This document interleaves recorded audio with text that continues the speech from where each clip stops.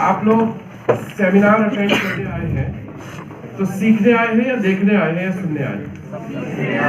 सीखने आए हैं। तो आपको कुछ ऐसी चीजें सिखाएंगे आज, उससे आपको ऐसा लगेगा कि ये 2-2.5 घंटे एग्जाम में आपको हो सकता है 5 से 10 नंबर एक्स्ट्रा दे जाए। आप टाइम देंगे? कितना टाइम दे सकते हैं? 1 घंटे। एक लेक्चर 2.5 घंटे का होता है तो देखिए पर्पज क्या है। देखिए आप इतने दूर से आए हैं, चल करके समय देकर आए हैं। हमारा पर्पज सिर्फ ये नहीं है कि हम ये बताएं कि नेक्स्ट IAS क्या है। हम चाहते हैं कि आपको वो चीजें दें जिससे आप एग्जाम के 2 सवाल 3 सवाल एक्स्ट्रा कर पाए। नॉर्मली सेमिनार्स में ऐसा नहीं होता है। लोग बताते हैं कि हम क्या है, हमारा इंस्टीट्यूट क्या है, हमारे टीचर्स क्या है। नॉर्मली लोग ये बात करते हैं, लेकिन यहाँ ऐसा नहीं। यहाँ हर क्लास, हर सेशन पूरा नॉलेज से भरा होता है। और आज के सेशन में भी हम कुछ ऐसे टिप्स और ट्रिक्स की बातें करेंगे जिससे आप एग्जाम की क्वेश्चंस क्रैक कर सकते हैं। मैं बिल्कुल एग्जाम्पल लेकर के आपको प्रूव करके दिखाऊंगा। यूपीएससी के प्रीलिम्स के पिछले सालों के कुछ ऐसे सवाल में एग्जाम्पल में लूंगा जो आपसे ही आंसर निकलवाऊंगा और आप निकाल देंगे और बिना पढ़े हुए। कुछ ऐसे ट्रिक्स होती हैं और उन ट्रिक्स को हमें समझना है। उसका कारण क्या है, कैसे हम इन चीजों को ऑब्जर्व कर पाए, ये भी बताऊंगा मैं। यूपीएससी की प्रिपरेशन, यूपीएससी की जो नोटिफिकेशन है, उस नोटिफिकेशन में जो भाषा लिखी होती है वो पूरा आपको इंडिकेशन देती है कि आपको किस तरह की तैयारी करना है, किस तरह की पर्सनालिटी को उन्हें चुनना है। वो पर्सनालिटी वो आपको इंडिकेट करता है यूपीएससी नोटिफिकेशन। आपने बहुत ध्यान से उसको देखा नहीं होगा। एक एक शब्द का जो मीनिंग है, अगर आप उस मीनिंग को बहुत अच्छी तरीके से समझ ले तो आप एग्जाम में बड़े आसानी से गलत ऑप्शन से एलिमिनेट कर सकते हैं, सही ऑप्शन सेलेक्ट कर सकते हैं, अपनी पर्सनालिटी को ट्रांसफॉर्म कर सकते हैं। जिस तरह से इंटरव्यू में पूछा जाता है, जिस तरह की पर्सनालिटी को सेलेक्ट करते हैं वो सब कुछ नोटिफिकेशन में होता है। लेकिन दुर्भाग्य यह है कि हम लोग उन चीजों पे ध्यान नहीं देते। आज मैं आपको बताऊंगा कि हमें किन किन चीजों पे ध्यान देना है। तो यहीं से स्टार्ट करते हैं हम। देखिए यूपीएससी के पर्सनालिटी का जो कैरेक्टर है, मैं थोड़ा सा यहाँ पर स्पेस क्रिएट करता हूँ। इस पर्सनालिटी कैरेक्टर में अगर आपको आईएएस बनाना है, मुझे लेट अस से कि मैं यूपीएससी हूँ और आपको हमें आईएएस बनाना है, तो आईएएस बनाने के लिए किस तरह की पर्सनालिटी चाहिए वो हमें पहले समझना है कि क्या पर्सनालिटी होनी चाहिए। इसमें पहला मैंने सेंटेंस लिखा है कॉम्पिटेंसी, योग्यता। कॉम्पिटेंसी का मतलब होता है नॉलेज एंड एप्टीट्यूड। आपकी नॉलेज और आपके अंदर एप्टीट्यूड, ये प्रीलिम्स में दोनों टेस्ट होते हैं। नॉलेज आपके शब्द से, आपके सब्जेक्ट से, हिस्ट्री, ज्योग्राफी, पॉलिटी, इकोनॉमी की नॉलेज, और एप्टीट्यूड हो गया आपका CSET के पेपर से। तो ये दोनों चीजें चेक होती हैं। तो पहला C है कॉम्पिटेंसी, दूसरा C है कॉन्फिडेंस। आपके अंदर कॉन्फिडेंस, जब आप सिविल सर्विस में जाओगे तो आपको बहुत दूसरा कोई माइक दे दो, क्या बोलते हैं,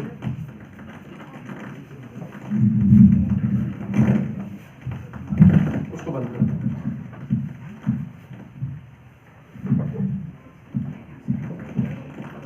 ये दो, ये वाला।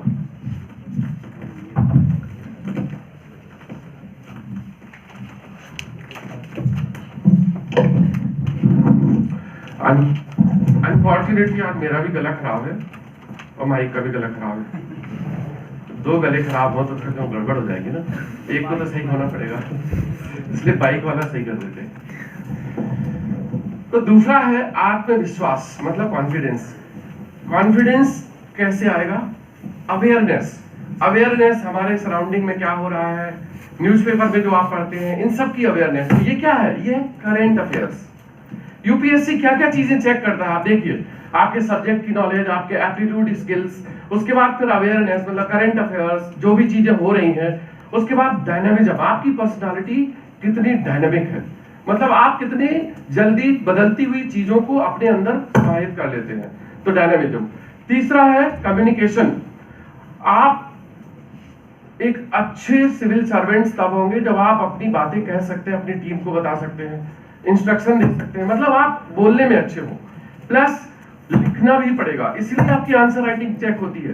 तो आंसर राइटिंग आ गया यहाँ पे, स्पीकिंग स्किल्स आ गई, तो ये हो गया 3C। अब आप और आते हैं, चौथा है कमांडेबिलिटी, क्योंकि जब सिविल सर्वेंट्स अपनी पोजीशन पे जाते हैं सेलेक्ट होकर के, तो उनको वहां पर जाने के बाद हर जगह लीडरशिप पोजीशन होती है, चाहे SDM हो, DM हो, कमिश्नर हो, उस ऑफिस का वो normally highest person civil servant होता है। तो आपके अंदर लीडरशिप होना चाहिए, आपको एक डिपार्टमेंट से दूसरे डिपार्टमेंट में कोऑर्डिनेट करना पड़ेगा।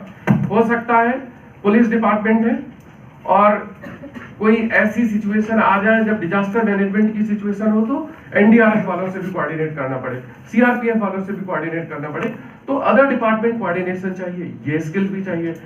फिर है कैपेबिलिटी। कैपेबिलिटी मतलब कि आपको डिसीजन लेना पड़ सकते हैं, कोई ऐसी सिचुएशन आ जाए जब आपको सीनियर से इंस्ट्रक्शन लेने का समय ही ना हो, खुद ही डिसीजन लेना पड़ जाए, क्या कर्फ्यू लगाना है, क्या 144 इंपोज करना है, तो डिसीजन मेकिंग। देन उस डिसीजन मेकिंग में भी सिंसियरनेस होना चाहिए, कि आप ऐसा नहीं कि कोई भी डिसीजन ले ले, दैट शुड बी कि वो यूजेबल हो, जरूरी हो, कारगर हो, आवश्यक हो, तो वो चीजें होने चाहिए। फिर है कमिटमेंट। आप एक सिविल सर्वेंट है तो आपके अंदर ऑनेस्टी होना चाहिए, देश के प्रति इंटीग्रिटी होना चाहिए, तो ये भी चीजें चेक होती हैं। और लास्ट है कंपैशन, जिसमें देश पहले, मतलब नेशन फर्स्ट, देश प्रधान। दूसरा विलिंगनेस। विलिंगनेस का मतलब ये होता है कि अगर आप IAS IPS बन गए, आपको गवर्नमेंट की कोई नीतियां लोगों तक पहुंचाना है, और अलग अलग वर्ग के लोग आपके पास आते हैं, जिसमें गरीब है, अमीर है, मध्यम वर्ग है, तो आपका उत्तरदायित्व तो सबसे पहले ये है कि जो सबसे गरीब है पहले आप उसकी हेल्प करो। क्यों?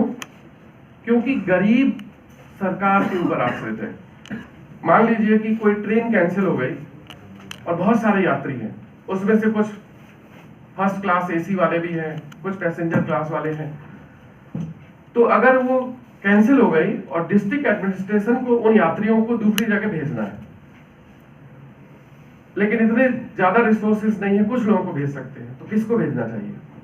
गरीब को। क्यों? क्योंकि अमीर तो फ्लाइट ले लेगा, टैक्सी पकड़ लेगा, गरीब कहां जाएगा बेचारा? और जो मध्यम वर्ग है, चलो उसको आज नहीं मिला तो एक दिन होटल में रुक लेगा, कल चला जाएगा। गरीब तो गरीब है ना। तो आपके अंदर कंपैशन, जिसको हम करुणा कहते हैं, वो करुणा होना चाहिए कि सबसे पहले हमें गरीब की सेवा करनी है। अब आप इन सब में एक चीज कॉमन देखिए, वो है C से स्टार्ट हो रहे हैं सारे, competency, confidence, communication, compassion, commitment, capability and कमांडेबिलिटी।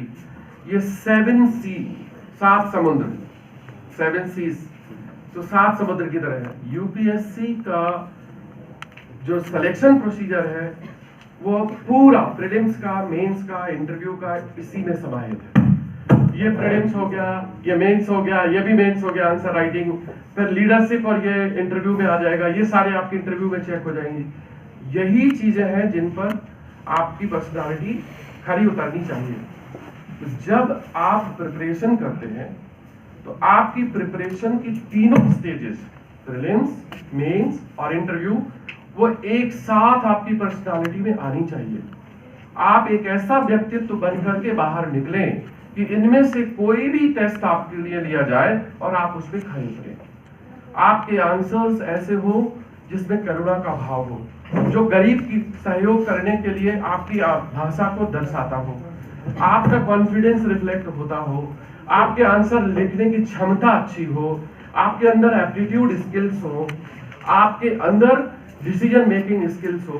तो ये सारी चीजें धीरे धीरे धीरे धीरे सीखनी होती है। तो जो प्रोसेस ऑफ प्रिपरेशन है सिविल सर्विसेज का, कोचिंग का या अपनी सेल्फ स्टडी में कुछ भी तरीका आप अपनाइए, लेकिन इन चीजों को अपनी पर्सनालिटी में लेके आना है। अब इनको लाने के लिए इसका क्या इसकी रूपरेखा क्या होगी, ये आपको सोचना है। किसी भी कोचिंग का उत्तरदायित्व ये होता है कि जो भी स्टूडेंट्स प्रिपरेशन करते हैं उनको ये सारे एलिमेंट्स जितने भी ये है, ये स्टेज वाइज क्रमशः सारे आपकी पर्सनालिटी में आना चाहिए। अगर आप सोचें कि आपके अंदर लीडरशिप 15 दिन में आ जाएगी तो नहीं आ सकती, लेकिन इस लीडरशिप को लाने में 2 साल चाहिए, हम ला सकते हैं। अगर आंसर राइटिंग आप सोचते हैं कि 6 महीने में इंप्रूव हो जाएगी तो नहीं होगी, लेकिन 1.5 साल में इंप्रूव हो जाएगी। तो ये बहुत सारी ऐसी चीजें हैं जो फाउंडेशन कोर्स के दौरान ही आपके अंदर हमें लाना होती है। एट द एंड वही लोग सक्सेसफुल होते हैं जो इन सभी चीजों का अपने पर्सनालिटी में समाहित कर पाते हैं। अब मैं आपको आज समय ज्यादा मैं इसलिए नहीं लूंगा क्योंकि हम लोग 4 लोग हैं और चारों लोगों को बोलना है। आपने बोला कि हम 1.5 घंटे टाइम दे पाएंगे, मैं तो सोच रहा था कम से कम अब 2.5 से 3 घंटे, तो 2.5 घंटे टाइम दीजिए। 45 मिनट मैं टाइम लूंगा, बाकी हमारे स्पीकर्स लेंगे। अब मैं आपको एक ऐसे कुछ पॉइंट्स बता रहा हूं जो शायद अभी तक आपने सोचा नहीं होगा। सिविल सर्विसेज के प्रीवियस ईयर के क्वेश्चन पेपर उठाइए, कोई भी 2013 से 2023 तक जब से सिलेबस चेंज हुआ है, पेपर में प्रीलिम्स में स्टेटमेंट बेस्ड क्वेश्चंस आते हैं। इस बार 2023 में थोड़ा वो पैटर्न चेंज हुआ था, लेकिन इस बार भी 2 स्टेटमेंट्स थे। उसके पहले 4 और 5 स्टेटमेंट्स के क्वेश्चंस आते थे। उन स्टेटमेंट्स की भाषा, देखिए सिविल सर्विसेज में भाषा का ही ख्याल है, भाषा का ही खेल है, और भाषा का जिसने सही तरीके से अध्ययन कर लिया वो उस एग्जाम को क्रैक कर जाएगा।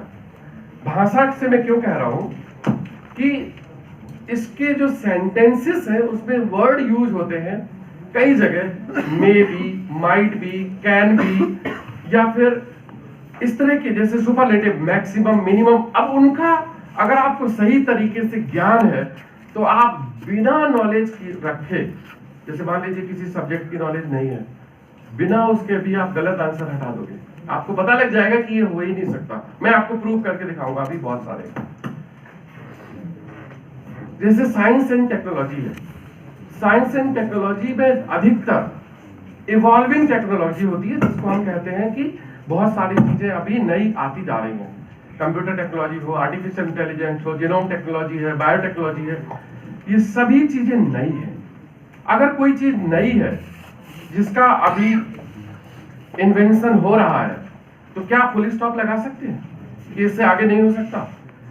आज अगर आर्टिफिशियल इंटेलिजेंस से डीप फेक वीडियो बन रहा है तो क्या 10 साल पहले कोई कह सकता था कि deep fake video artificial intelligence से बनेगा? कोई नहीं कह सकता था।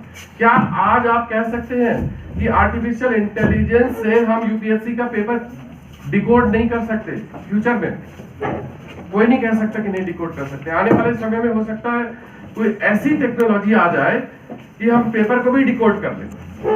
इसलिए ये इवॉल्विंग टेक्नोलॉजी है, और जब भी इवॉल्विंग टेक्नोलॉजी होती है उसमें कभी भी फुल स्टॉप नहीं लगाया जा सकता। तो यहां पर मैंने यूज करा है कि इवॉल्विंग टेक्नोलॉजी में कभी भी फुल स्टॉप नहीं लगा सकते। तो ये जो फुल स्टॉप की बात कर रहे हैं हम, ये नहीं लगा सकते। इसमें क्या क्या है? Nano technology, biotechnology, computer technology, space technology, artificial intelligence, energy sector. अगर ऐसे सवाल आते हैं इस फील्ड के, और जो कि आएंगे ही आएंगे, साइंस एंड टेक में देखेंगे तो ऐसे सवाल आएंगे ही आएंगे। अब इस तरह के अगर टेक्नोलॉजी है तो उसमें अगर वर्ड लिखा हुआ है, अगर सेंटेंस लिखा हुआ है कि नैनो टेक्नोलॉजी में बी यूज्ड इन दिस, अब उसने वर्ड यूज करा मे बी का मतलब संभावित है, कैन बी हो सकता है, माइट बी पॉसिबिलिटी है, तो क्या आप कह सकते हैं कि नहीं हो सकता? आगे हो सकता है। इसका मतलब कि इस सेंटेंस के सही होने की संभावना बहुत अधिक है। कभी भी इवॉल्विंग टेक्नोलॉजी को आप कॉन्फिडेंस से ये नहीं कह सकते कि ऐसा होगा ही नहीं, ऐसा हो ही नहीं सकता। क्या कह सकते हैं कि कंप्यूटर कभी भी हमारे सिविल सर्विसेज के एग्जाम की सॉल्यूशन बना ही नहीं सकता? आज नहीं बना सकता, 6 महीने बाद, 2 साल बाद, 4 साल बाद सुपर कंप्यूटर? क्या आप कह सकते हैं? नहीं हो सकता, नहीं। इसलिए अगर ये सेंटेंस आता है इवॉल्विंग टेक्नोलॉजी और उसमें स्टेटमेंट में यूज करा है may be, can be, might be, possibility, इसका मतलब है ये सेंटेंस सही होगा। उसी जगह अगर उसमें सेंटेंस में यूज कर लिया can not be, never, not possible, इसका मतलब ये सेंटेंस गलत होगा। आपको नहीं पता कि सेंटेंस क्या है, लेकिन आपको ये पता है कि ये सेंटेंस का मे बी यूज कर रहा है, माइट भी यूज कर रहा है या फिर नेवर यूज कर रहा है। तो ये बहुत छोटी ऑब्जर्वेशन है। मैंने क्या किया, पिछले 10 सालों के सवाल निकाले यूपीएससी के, और इस फॉर्मूले को मैंने पूरे 10 साल में अप्लाई किया। 10 में से 10 साल ये फिट बैठा। इसका मतलब ये वर्क करेगा। अगर 10 में से 5 फिट बैठता, 5 नहीं बैठता, तो इसका मतलब कि ये हम नहीं इसको अडॉप्ट कर सकते एज ए थंब रूल। तो ये थंब रूल है और ये कोई रूल नहीं है। रूल और थंब रूल में अंतर। थंब रूल का मतलब है कि अधिकतर सही निकलेगा, रूल का मतलब हमेशा सही निकलेगा। तो ये हमेशा की गारंटी तो मैं नहीं कर सकता, लेकिन 10 में से अगर 8 बार सही निकल रहा है, 9 बार सही निकल रहा है, तो आप इस पर चांस ले सकते हैं, कर सकते हैं ना। एक तो ये ध्यान रखना। दूसरा, अगर किसी सेंटेंस में, सेंटेंस समझते हैं ना, जैसे कोई क्वेश्चन है उसमें 5 सेंटेंसेस हैं, सेंटेंस नंबर 1 2 3 4, उस सेंटेंस में कभी कभी वर्ड यूज होते हैं जिसको हम अंग्रेजी की भाषा में कहते हैं सुपरलेटिव डिग्री, एक्सट्रीम, जैसे उससे आगे कुछ नहीं है या उससे नीचे कुछ नहीं है। एक्सट्रीम जैसे ऑलवेज, हमेशा। अगर मैं कहूं कि next IAS always conduct seminar on 1st of every month, इस सेंटेंस के गलत होने की संभावना बहुत ज्यादा है। ऑलवेज वर्ड आ गया। हाँ, नेक्स्ट आईएएस मे कंडक्ट सेमिनार, इसकी संभावना सही है। इसलिए जो भाषा है क्वेश्चन की, वो हमें बताती है कि ये गलत स्टेटमेंट होगा या ये सही स्टेटमेंट होगा। तो कभी भी आ जाए ऑलवेज, नेवर, और या फिर आ जाए नोवेयर। अब मैं जैसे लिख दूं कि भारत में कहीं पर भी कोई प्लांट के नाम ले लो, जैसे XYZ, वो पाया ही नहीं जाता। तो क्या किसी ने इतनी रिसर्च कर ली कि पूरे देश में कहीं पर भी वो प्लांट नहीं मिलता? इसका मतलब ये स्टेटमेंट गलत। लेकिन अगर मैं ये कह दूं कि भारत में, हिमालय में इस प्लांट के पाए जाने की संभावना है, क्या ये स्टेटमेंट सही है कि नहीं है? संभावना तो है ना, सही है, ये चीज संभावित है। वो कॉन्फिडेंस से तो नहीं कर रहा कि मिलेगा ही मिलेगा। तो उसकी भाषा, और यही है यूपीएससी के ट्रिक। यूपीएससी के सवालों में जो लैंग्वेज होती है, अगर आप उन लैंग्वेज पर जाएं तो बहुत सारे गलत आंसर्स आप हटा दोगे। ये पॉसिबल ही नहीं है, ये गलत स्टेटमेंट है, ये सही है, इसकी संभावना है, तो हम इसी पे आएंगे। तो इसको, ये दूसरा पॉइंट हो गया। तीसरा है कि अगर जैसे मैंने बात की थी ना कि एक्सट्रीम, जैसे extremely, completely, maximum, minimum, lowest, highest, top most, best, ये जब सेंटेंस लगे होते हैं, किसी भी सेंटेंस में ये वर्ड लगा हो, उसकी गलती होने के चांस बहुत ज्यादा है। समझते हैं ना? अगर मैं बोल दूं कि India's growth rate in 2023-24 is highest in the next 10 years or in the 5 years, तो गलत हो जाएगा। one of the highest बोल दे, पॉसिबिलिटी है। तो जब भी कोई ऐसे सेंटेंस आते हैं ना बिल्कुल एक्सट्रीम, तो उसके गलत होने की संभावना ज्यादा है। मैं ये बात तो नहीं कहूंगा कि हमेशा ऐसा होगा, लेकिन ज्यादातर चांस ऐसे हैं कि वो स्टेटमेंट गलत निकलेगा। ये आपको प्रूव करूंगा। अभी मैं एग्जाम्पल में बहुत सारे, मैं रैंडम एग्जाम्पल निकाल के दिखा दूंगा यूपीएससी के क्वेश्चंस के। फिर अगर कोई यूपीएससी के सेंटेंस एग्जाम का यूज करता है, जैसे ये शब्द है कुड बी जानते हैं ना क्या होता है? संभावना है। Might be, possibility, chances, some of them, few of them. अगर मैं बोलूं कि कुछ मशरूम्स ऐसे हैं जिनमें मेडिसिनल प्रॉपर्टी होती है, अब मैं कह रहा हूं कुछ, इसका मतलब सही हो सकता है, गलत? सही हो। अगर मैं ये कहूं सभी मशरूम्स ऐसे होते हैं जिसमें मेडिसिनल प्रॉपर्टी होती है, गलत हो गया ना? सभी मतलब कि हम बाइंड कर रहे हैं कि सारे, हम सबके बारे में कैसे कर सकते हैं? अगर मैं आप सबके लिए बोल दूं, आप सभी लोग यूपीएससी सिविल सर्विसेज की तैयारी करने वाले हैं, ये मैं कहता हूं। तो हो सकता है इसमें से 2-4 लोग न करने वाले हो, जिनकी एज क्रॉस हो चुकी हो, जो अंडर एज हो, जो एसएससी की तैयारी कर रहे हैं। इसका मतलब ये स्टेटमेंट गलत है। अगर मैं कह लूं कि आप लोगों में से कुछ लोग सेलेक्ट हो सकते हैं, चांस है, सही हो सकता है कुछ, सम ऑफ देम, फ्यू। ये भी जब सेंटेंस अगर आता है, समझ लीजिए कि इसके सही होने के चांस बहुत ज्यादा है। ठीक है, ये आप ध्यान रखिए। फिर आगे चलते हैं। अगर हम कभी एग्जैक्ट नंबर यूज करें, एग्जैक्ट नंबर यूपीएससी के सेंटेंस में आ गया, एग्जैक्ट नंबर की, हमारे भारत में 9115 टाइगर है फॉर एग्जाम्पल, तो क्या आप इतने कॉन्फिडेंस से कह सकते हैं कि 9115 है? मान लीजिए कल एक टाइग्रेस ने 4 बच्चे दे दिए तो, या 2 बच्चे उसमें से खत्म हो गए तो क्या ये एग्जैक्ट नंबर सही होने की संभावना है? गलती है। एग्जैक्ट नंबर यूपीएससी अगर पूछता है किसी सेंटेंस में, तो वो या तो ग्रोथ रेट होगा या बजट का काम होगा, जो बिल्कुल डिपिक्टेड। लेकिन अगर कोई जनरलाइज है कि कितनी स्पीसीज है, कितने व्यक्ति है, कितने या कोई प्रजातियां हैं, अगर इसमें एग्जैक्ट नंबर आ रहा है तो मान लीजिए कि ये स्टेटमेंट गलत होगा। राइट? क्या आप बता सकते हैं कि इजराइल और हमास में कितने लोग मारे गए? एग्जैक्ट नंबर बता सकता है कोई? नहीं बता सकता। कोविड में कितने लोग घायल मरे थे या कितने लोग बीमार पड़े थे? नहीं बता सकते, क्योंकि बहुत सारी अनअकाउंटेड चीजें हैं। तो जब भी इस तरह का कोई एग्जैक्ट नंबर कहीं पर आ रहा है, मान लीजिए कि उसकी गलत होने की संभावना ज्यादा है। लेकिन अगर वो ग्रोथ रेट हो, इकोनॉमिक टर्म हो, तो एग्जैक्ट नंबर आपको पता होगा, वो पब्लिश हुआ, गवर्नमेंट के रिकॉर्ड में है और वही है। क्यों? क्योंकि वहां पर गवर्नमेंट रिस्पॉन्सिबिलिटी ले रही है कि जो मैं कह रहा हूं वही है। तो अगर कोई कॉन्स्टिट्यूशन में लिखा है, किसी गवर्नमेंट की किसी डॉक्यूमेंट में है, तो वो एग्जैक्ट नंबर हो सकता है। लेकिन अगर कोई रिसर्च बेस्ड है, कोई स्टडी बेस्ड है, कोई फाइंडिंग बेस्ड है, तो वो सही होने की संभावना नहीं है। समझ रहे हैं दोनों में अंतर? फिर आगे चलते हैं। जो गवर्नमेंट स्कीम्स होती हैं, जैसे अभी भी देखा होगा आपने, लखपति दीदी बनाना है, सूर्योदय योजना है, और बहुत सारी गवर्नमेंट की स्कीम्स है जो हर बार आती है। यूपीएससी के एग्जाम में गवर्नमेंट स्कीम्स के फीचर्स दिए जाते हैं, 1 2 3 4 5। अब 2 तरह के फीचर्स होते हैं, एक हम बात करते हैं पॉजिटिव फीचर्स और एक बात करते हैं नेगेटिव। यूपीएससी भी एक तरह से गवर्नमेंट का हिस्सा है, हालांकि कॉन्स्टिट्यूशनल बॉडी है, इंडिपेंडेंट है, लेकिन कभी भी यूपीएससी सरकार की नीतियों की बुराई नहीं करेगी और ना ही ऐसे स्टेटमेंट लिखेगी जो सरकार के खिलाफ हो या कॉन्स्टिट्यूशन के खिलाफ हो। इसीलिए अगर किसी भी सरकार की नीति से रिलेटेड, स्कीम से रिलेटेड कोई स्टेटमेंट्स है, तो अगर उसमें नेगेटिव स्टेटमेंट है तो मान लीजिए उसकी संभावना गलत होने के चांस है।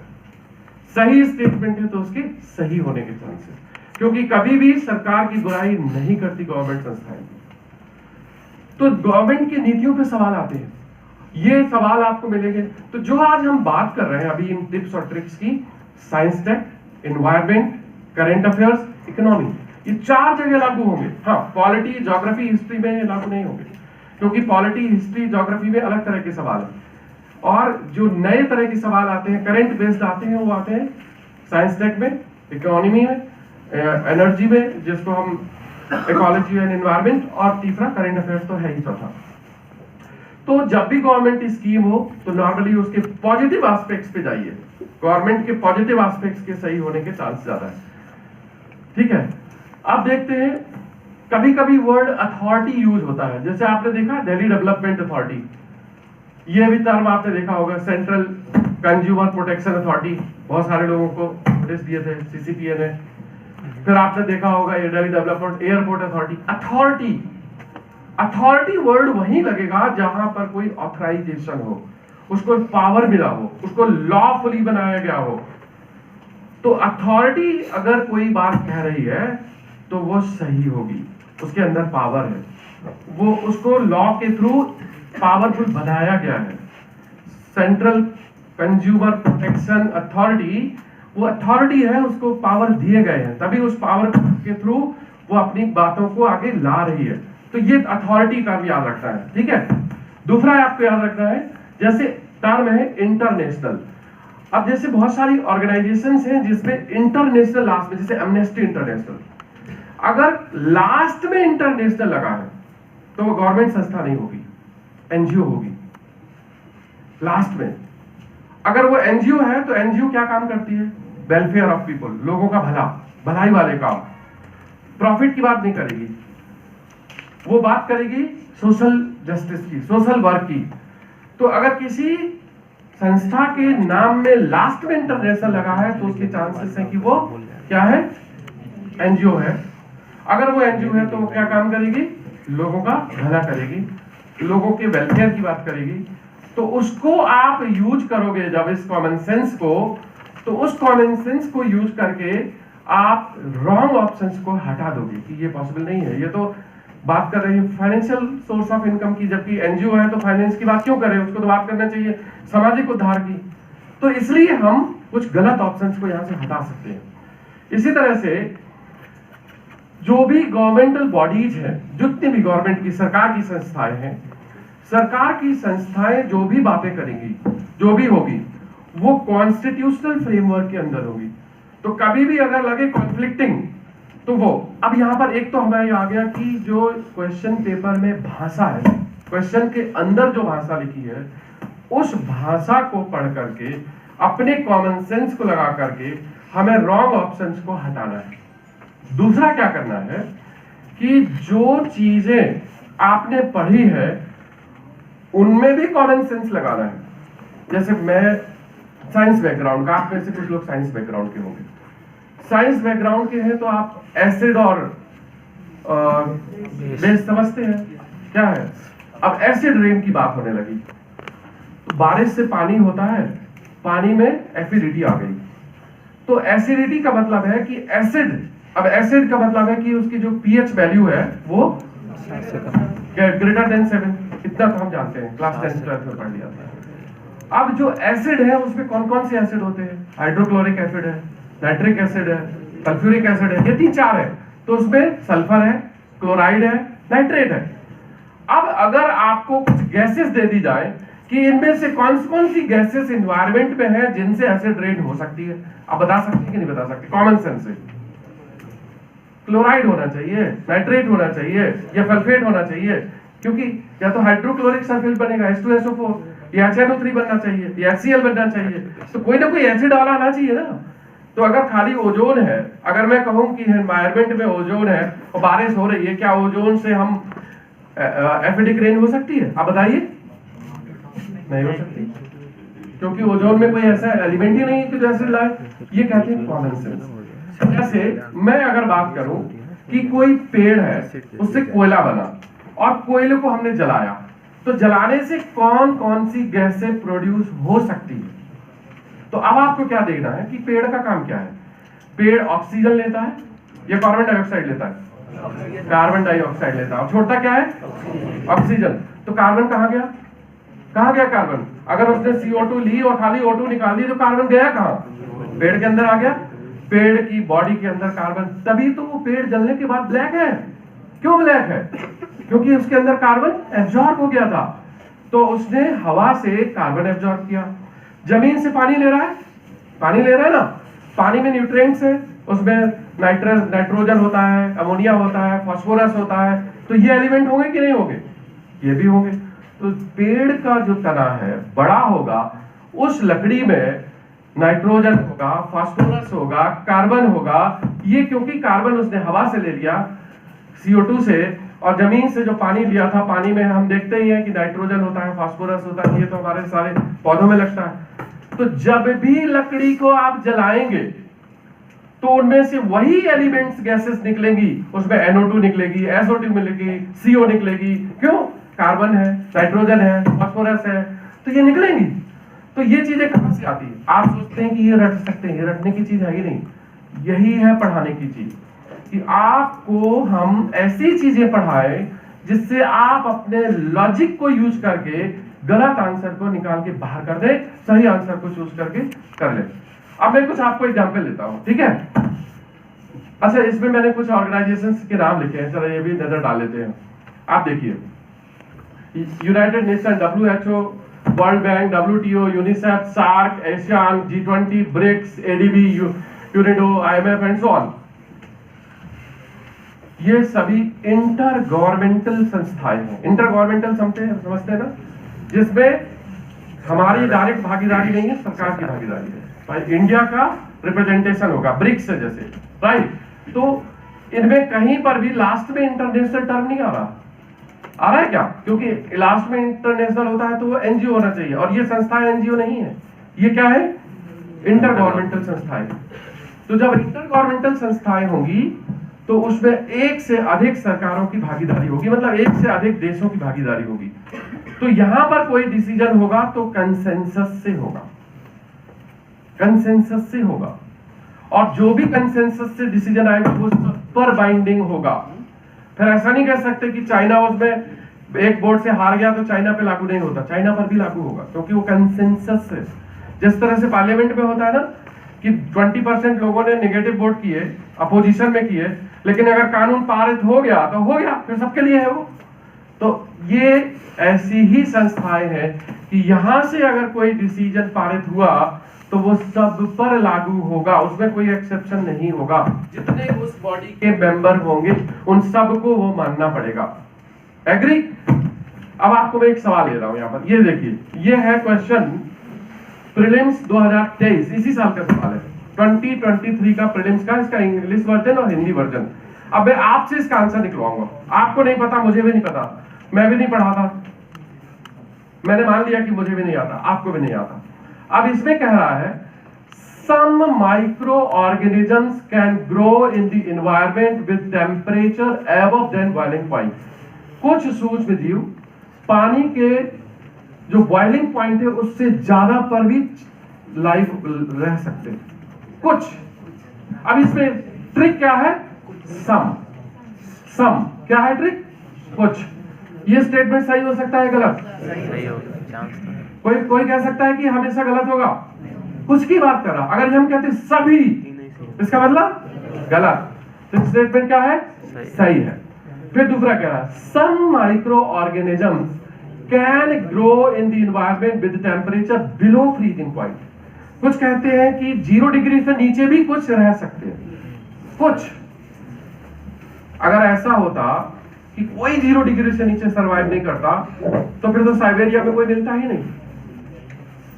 कुछ तो हो सकता है, यार करेक्ट एलगी? तो ये भी सही है कि नहीं है? क्योंकि इसमें भी क्या वर्ड आ रहा है? सम। तीसरा कह रहा है some microorganisms can grow in acidic environment with pH below 3। Acidity है तो less than 7, और अगर